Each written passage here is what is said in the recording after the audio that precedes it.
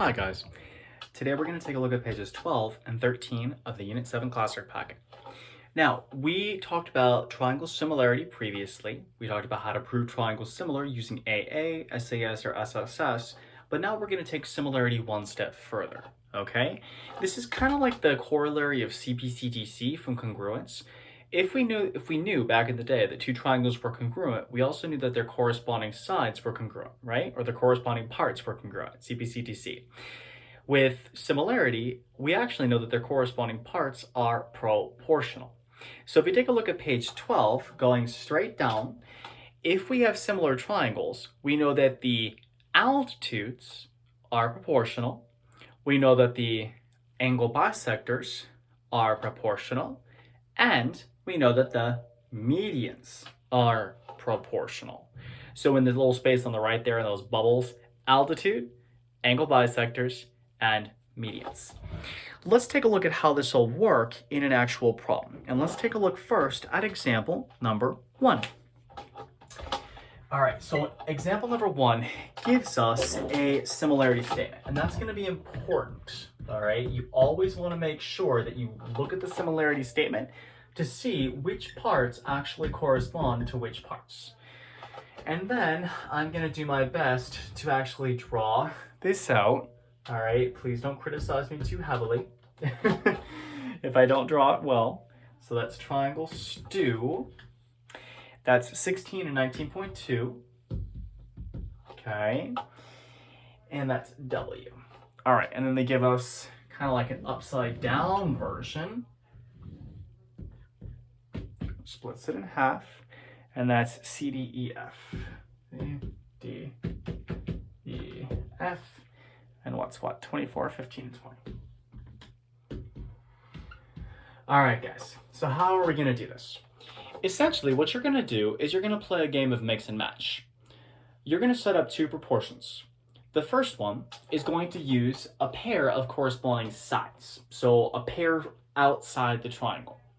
The second one is going to use the things that are inside the triangle. All right, so let's take a look. All right, let's just say, because I feel like it, I want to use TS. So TS is 2, 1. What's 2, 1 over here? That would be ED. So here's what I'm going to do. I'm going to say 16 over 20. Why did I do that again? Because TS, 2, 1, is the same as 2, 1 in the other one. Okay, now, they said this is X. Let's deal with the parts in the middle. We started with this triangle, so we're also going to start with this one for this proportion. X over 15. Now, the more intrepid, meaning smart, intelligent, insightful, thoughtful among you, may see that this can be reduced first. And if you saw that, great job. I strongly suggest reducing this by a GCF of 4 to 4 over 5. Once I do that, guys, notice how easy this problem is. This is now a proportional equation. I could either use multiplication property of equality here, or I could cross multiply and get 60, right, equals 5x, x equals 12. Bam. Easy peasy, right? Let's take a look at one more example that involves some algebra, and that will be example number 5. All right, let's take a look at example number 5. See how this one works, okay? All right, so this one, they give me a triangle KYC is similar to triangle BLH. Okay, so remember what I said, right? We're setting up two proportions. One's going to be with the part outside, one's going to be with the part inside. Let's do the outside first. Okay, so in your diagram, you see how you guys have YC on the outside? Okay, so YC is 2, 3. That means that the other one I'm going to use on the bottom is LH. So let me set up a proportion there. So I have outside over outside, so 2x minus 9 over x minus 2. And then, okay, now let's do the inside over the inside. What's inside the first one? A 20. What's inside the second one? A 12.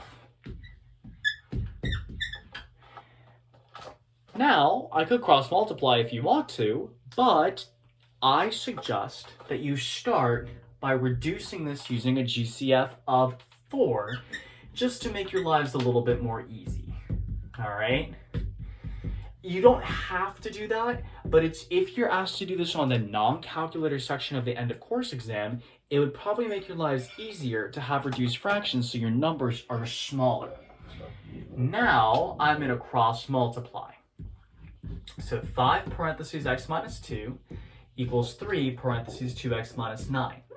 Don't forget, guys, don't forget that I have to use the distributive property here, right? This is going to require the distributive property of equality. So then, notice how easy this is now. Subtract 5x from both sides. Add 27 to both sides. And I get x equals 17. The only thing I will tell you is every so often they might do something funky where instead of asking you to solve for x, they might ask you to substitute back in and find something else. So in this case, if they ask you to find like yc, all you have to do is take the 17 and plug it back in, all right? But these problems are really quite simple. All you got to remember is outside over outside equals inside over inside. And if you're confused about like which one outside to put over which one, just refer back to the similarity statement like we did in the very first video this unit.